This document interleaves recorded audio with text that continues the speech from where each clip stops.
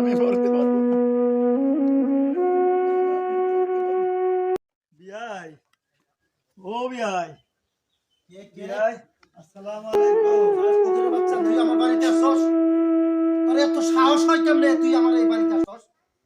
তুই একটা চাকর, তুই চাকর যেভাবে হোক তুই আমার ছেলেটারে বাবাও কিনা তোর মেয়েটা আমার ছেলের কাছে বিয়া দিছস। এইটা কি কইতেছেন বিয়াই? যা বলতাছি সত্য বলতাছি, তুই যা, তোর মতো চাকরের আমার দরকার নেই।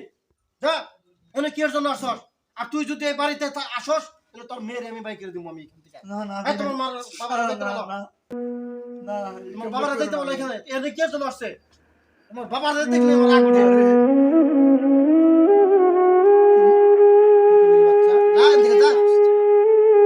আমি তো আসছিলাম তোর অবস্থা দেখতে, তুই কেমন আছিস, কি আসে বিষয়।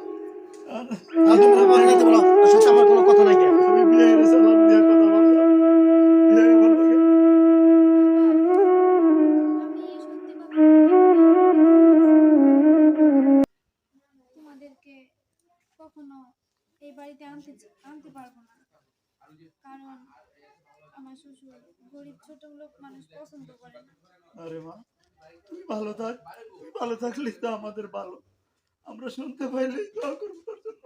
বাবা, মা কেমন আছে? তোর মা তো তোর কথা চিন্তাই করতে করতে খায় না খায় ফিরে থাকে, খায় না খায় শুয়ে ফিরে থাকে, শুধু তোর কথাই চিন্তা করে।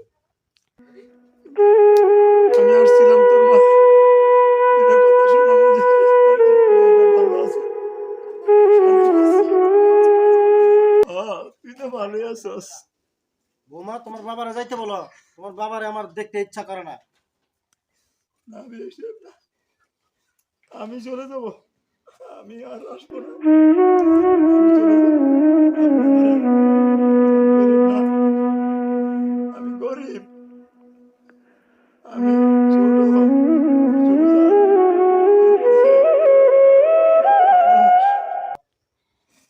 আমিও তো মানুষ। তুই মানুষ, তুই আসলে ফকিনীর বাচ্চা। তুই যা, তোর আমার কথা আর শুনতে আমার ভাল লাগতেছে না। যা, চলে যা।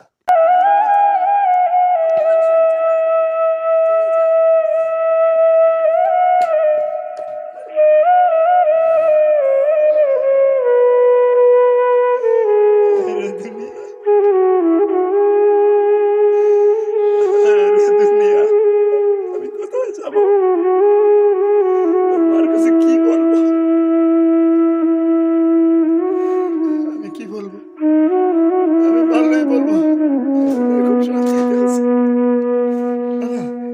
আমারে আমার বিয়ে খুব সম্মান করছে, আমার বিয়ে খুব সম্মান করছে, আমার অপমান করে নাই। এই কথা আমি বলতে পারবো না, আমি বলতে পারবো না। আর একটা মানুষ বাড়িতে আসলে তার সাথে ভালো ব্যবহার করতে হবে। ভালো ব্যবহার কি আর আমি করবো? তো সবটুকুই দেখলাম আসলে। হ্যাঁ, এখন উনি আমাদের আত্মীয়, ফেলা দেওয়া যাবে না। তোমার বাসায় আসলে ভালো ব্যবহার করতে হবে। তুমি তো বুঝো তোমারে কিভাবে ওই লোকটা তোমারে কিভাবে বিয়াটা পড়াই দিছে। এই ফকিনীর বাচ্চা কিভাবে বিয়াটা পড়াইছে, সে আমার এখন খুব কষ্ট লাগে। আমার পুরা বিয়া করবো একটা রাজরানী দেখে, কিন্তু তুমি কি করছো এটা ঘটনাটা? একটা ফকিনীর মেয়ে তুমি বিয়া করছো। আসলে বিয়েটা ভাগ্যের ব্যাপার, আর কি হবে বলা যাবে না। হ্যাঁ, আসলে এখন করার কিছু নাই।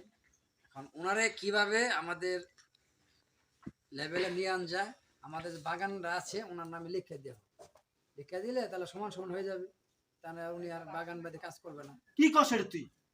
আমার বাগান বাড়ি ওর নামে লিখে দিব?